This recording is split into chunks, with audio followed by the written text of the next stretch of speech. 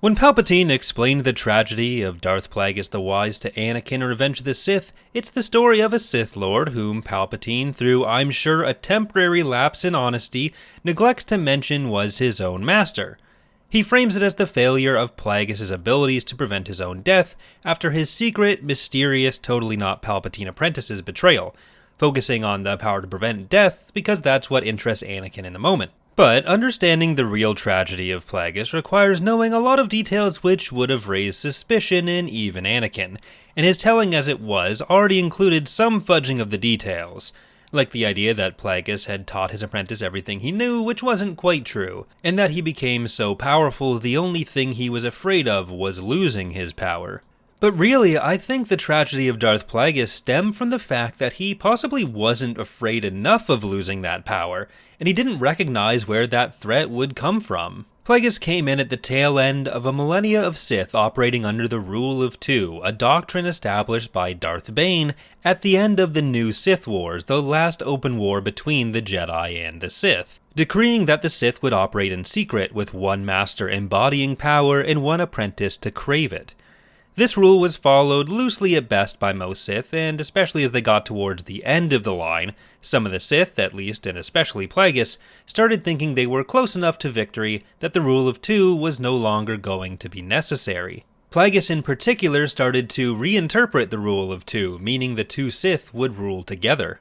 The Legends Plagueis novel by James Luceno highlights this in Plagueis' own apprenticeship with his master, the Bith Sith Darth Tenebris, who thinks less that his apprentice and him will rule side by side than that Plagueis was probably never going to make his move and leave the nest. There's almost a disappointment that he hadn't been killed yet.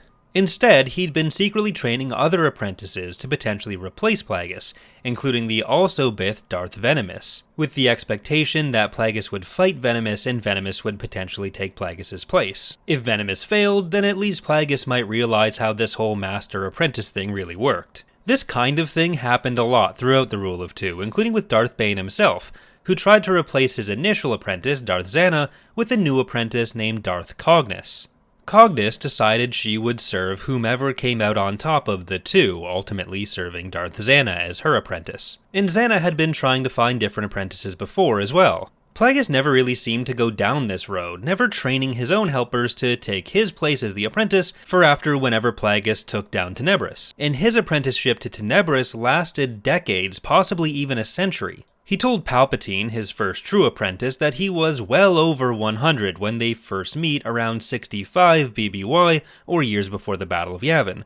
And we know that he became Tenebris' apprentice at a fairly young age, with his birth even having been orchestrated by Tenebris for the purpose of training him as a Sith. Darth Tenebris, under his real name as Rugus Gnome, had tracked down a Force-sensitive Mun named Car Damask, and using a combination of Sith and Bith science, had determined that Car and another Force-sensitive Mun would be able to have an exceptionally strong child. So he basically set those two up and created his own apprentice that way. This would allow him to fulfill his ultimate goal of liking this video and subscribing for more. So really, this meant there was a very long period where Plagueis wasn't really engaging in those kind of usual Sith politics, trying to train his own acolyte to take down his master, at least as far as we know. He seems very surprised that Tenebris was doing this to him, so I don't think it's just something that happened before that he didn't think to bring up in the novel.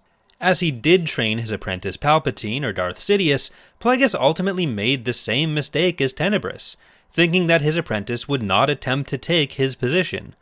Where Tenebris thought Plagueis just didn't have it in him, Plagueis assumed Sidious would have nothing to gain by killing him, and that the pair would be able to rule together.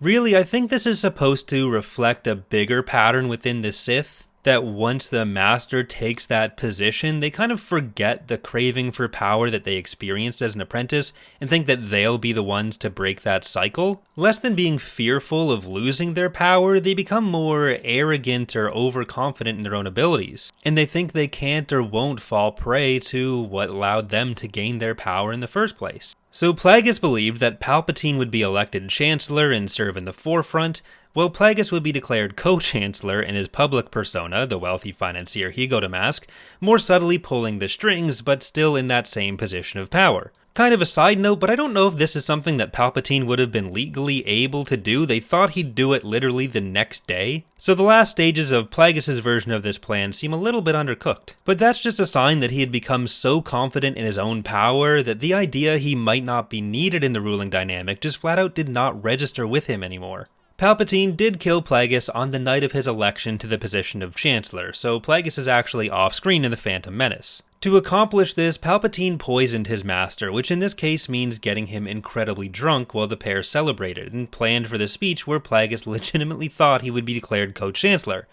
Then Palpatine suffocated him by disabling his breathing apparatus with Force lightning. Basically, the real tragedy of Plagueis didn't involve the fear of losing his power, and there was more to it than just the irony of not being able to use his death prevention on himself, although that's certainly part of it. The biggest factor to me was his arrogance in assuming he couldn't and wouldn't be killed by his own apprentice, that Palpatine wouldn't have the same hunger he himself did, despite the fact that he had judged Tenebris for this same oversight. As Palpatine's comments in the moment as he's killing his overconfident master, and as Plagueis' thoughts in the moment show, Plagueis in his experiments had gone so far that the idea of him even being able to lose his power seemed inconceivable.